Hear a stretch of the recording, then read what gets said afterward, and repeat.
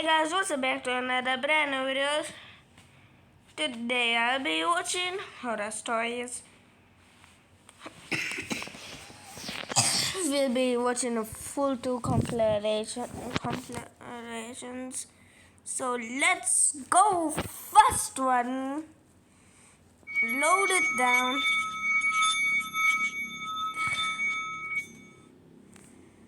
My name is Maya. During one summer Alright, grown man. break, I had visited my friend's house. Her name is Mahi. She lives in Satara, a district in Maharashtra, India. We enjoyed ourselves there. India, Tunic, da da da. Tunic, da da. Just kidding. Take no offense. Because it's beautiful countryside. There were large farms and houses with a river in the center. Take no offense. Well-paved roads between the dense forest. On a Sunday evening, we decided to go to a nearby snack stall to get something to munch on. After that, we had a Alright, grown man. great time together walking on the road. We realized a little too late that it was starting to get dark. Usually, nights seem to be darker on the countryside. Then Mahi checked her cell phone and got nervous because there were 5 missed calls from her mother. We got worried and looked around as no one seemed to be on the road. Suddenly, it got dark. We're talking... Alright, it got dark. It's the middle of the night. You have 5 missed calls from mom. Either the 5 missed calls is because there was some crazy crap on the news and she wanted you to get inside immediately, or it was just a coincidence. pitch black as the road lights went off. Mahi said, "We shouldn't stop until we find a rickshaw." I nodded as we started heading to our house. After several minutes, we heard a muffled sound of an auto rickshaw. Alright,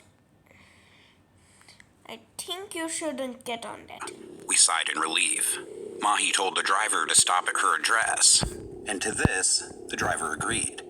We both quickly hopped on our seats. The driver asked, "Why are you both roaming around this late at night? It's dangerous. There have been so many crimes and reports of paranormal incidents that have taken place here." After listening to this, Mahi was agitated but suggested driving faster. I thought to myself that she might know something that I didn't, but didn't want to tell me. We peeped through a small window of the auto rickshaw, and chills went through my nerves as there was nobody. Out of nowhere, a woman sprung out in front of our moving auto rickshaw. The driver pulled the brakes haltingly. Mahi shouted and said, "Let's help her." While saying this, Mahi was turning to get out of the rickshaw, but I grabbed her hand and said, Guys, you guys should watch my reaction video to this one. It gave me chills.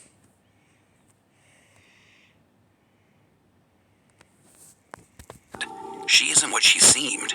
Quickly, the driver also changed his path and drove faster. Then Mahi looked outside, and seeing this, I also looked back. We were both petrified, as the woman lying down was smiling creepily You're screwed. at us with blood dripping out of her mouth. With this, she disappeared as we moved forward. At last, we finally reached home. Our parents were waiting for us, and as they saw us, they ran to us and hugged us tightly. Following this, we both caught a fever and a headache, and we can't forget about the lady. The next morning, strange news spread in all of the neighborhoods of the dead body near the river, and unfortunately, the body belonged to the auto rickshaw driver who had dropped us off. I was so scared that the next day I came back home with my parents. Soon Mahi moved to my city, as related murderous and spooky cases shook the entire area, leaving the townsfolk in deep fear. Mahi and I are still together. I turned 25 today, and to this day, this incident makes our blood run cold. We can't help but imagine what might have happened if we had gotten out of the vehicle and helped that woman. You'd be dead. I was born in a huge family, cousins from almost every country, so it would be hard for me to be an introvert. I was also the most misbehaved girl in our house. I did so many stupid things while growing up, and I never listened to my parents or anybody. One time I remember I was in my hometown with I'd like to hurt yourself from that height. Shots fired. my family. I run into the farms every time I go there. This time was no different. Nightfall came and I did the same. My parents were about to scold me. Idiot! Idiot! Going into the woods at nighttime is the risky shit you can do. When I came back. But when they saw that worried and scared look on my face, they took me inside. Da! I finally felt relieved. Da! Of course not. You think your parents weren't worried? Yeah. When I entered the house, I was only 7, so I didn't know anyone well there. So I met up with this boy named Matthew. I loved spending time with Matthew. He was like a younger brother to me. When I told my grandma about him, she was shocked, and she asked me where he lived. I told her that he lived at the other side of the farm. We had this mosque on our side, and whenever he heard the call of prayer, he started to collapse and close his ears shut, which always made me wonder He's a demon. He's a demon. Don't trust that kid. why he was like that. However, this night was the first time I'd ever met him. My summer vacation was ending, so we'd only planned to stay about a week. When I told him that I was leaving, he just got up and yelled at me.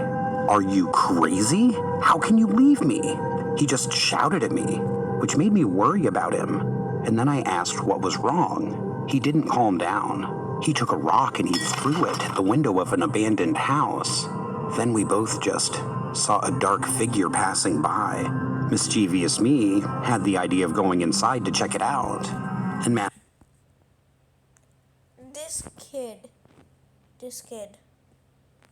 Not even I will do that. When You I was agreed. 4, I was dumb. because we both like an adventure, I actually thought it might calm him down a little. So we opened that huge, old gate and went inside. And let me tell you, it was a different atmosphere inside. I could feel Yeah, you're dead. something, like a weight. It was something really strange. I looked at Matthew and he seemed normal. I tried to ignore that feeling as we were standing in the entrance. We walked inside. I can remember everything like it was yesterday. Matthew had his hands in his pockets and he was whistling. He was perfectly fine. On the other hand, me, my fists were clenched and I was trying not to cry because I felt so weird. I took deep breaths and closed my Told ya he was a demon. eyes. After a few moments, I opened my eyes back up, and Matthew wasn't near me anymore. And at that moment, Run. figure came running at me aggressive. I fell on the ground and screamed. I screamed as loud and as hard as I could until everything went black. And the next thing I knew, I was waking up in my bedroom. Nobody talked to me that entire day. And at the end of the week, we left. The next year, we returned to the farm, and I didn't see Matthew anywhere. But for 5 years, I kept thinking about him. I thought I would never see him again. But on that 5th year, he was there, with his bright smile. And luckily, he remembered me. I was so happy to see him again. One night, we were both sitting in front of my house, and I asked him, "Do you remember that day when we went into that house near the farm?" And he took a sip of his soda and said, "Yes, how could I ever forget that?" I asked him what had happened to me, with tears in my eyes. He replied, "You just screamed and fainted." After a long pause, he broke the silence between us and said, "It was as if you had seen something."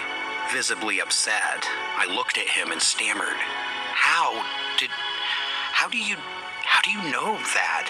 And he said, "You saw the ghost of that house, which is also after me, and it beats me up every time I hear the call of prayer." And a tear ran down my face because I couldn't believe what he'd just said.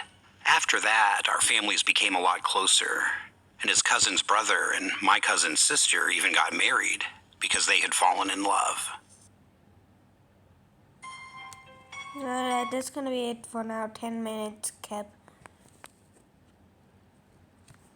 I said 10 minutes, Cap.